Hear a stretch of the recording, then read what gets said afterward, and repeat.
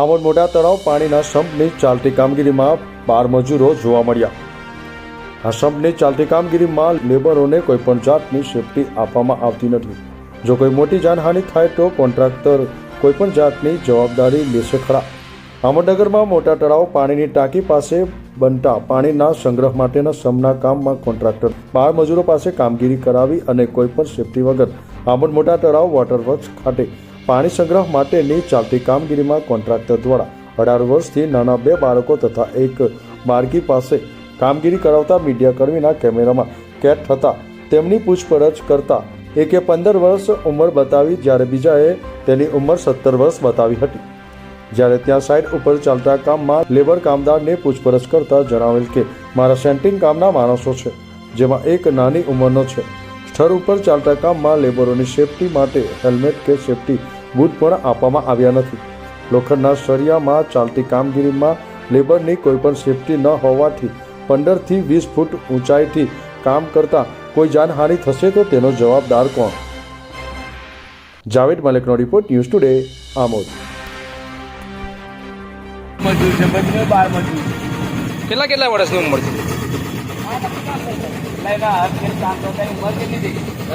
15 ને તારીખ 17 અને 17 નાની 15 એટલે ટોપી મેકા બંને 12 મજૂર।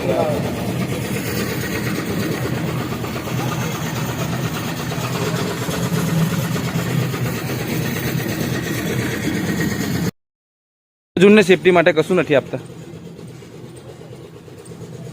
હે, કોઈ મજૂરને સેફટી માટે કશું આપતા નથી પહેરવાનું? શું આપવાનું હોય? હેલ્મેટ તો છે જ નહીં।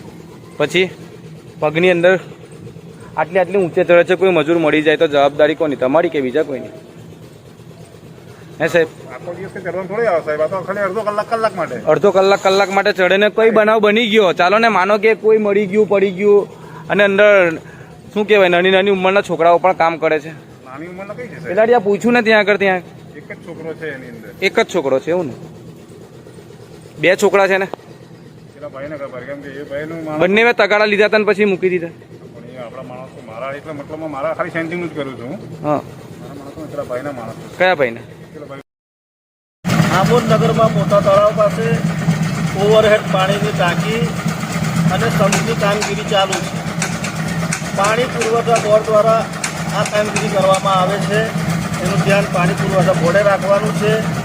અહીંયા લોકલ કોન્ટ્રાક્ટર દ્વારા આટલો ઊંડો સંપ બનાવેલ છે અને એની કામગીરી આપણે જોઈ રહ્યા છીએ કે ચાલુ છે, છતાં પણ મજૂરોને કોઈ પણ જાતના સેફટીના સાધનો આપવામાં આવેલા નથી।